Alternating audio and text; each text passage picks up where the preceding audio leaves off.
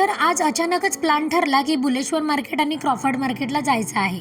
भरपूर ऊन होतं, त्याच्यामुळे जायची इच्छा तर नव्हती, पण नंतर म्हटलं की विषय निघालाच आहे तर जाऊनच येऊया.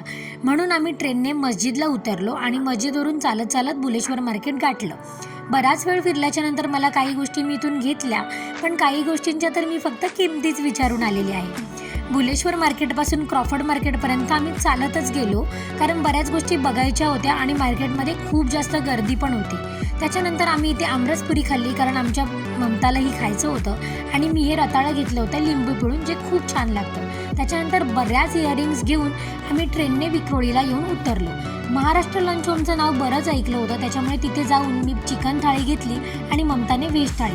परत येऊन भांडूपला उतरलो आणि भांडूपला उतरल्याच्या नंतर आम्ही दोघींनीही आयब्रोज केले, कारण बरेच दिवस मी केले नव्हते. तर असा होता माझा आजचा दिवस आणि हा माझा पहिला मिनी व्लॉग आहे. तर कसा वाटला नक्की सांगा.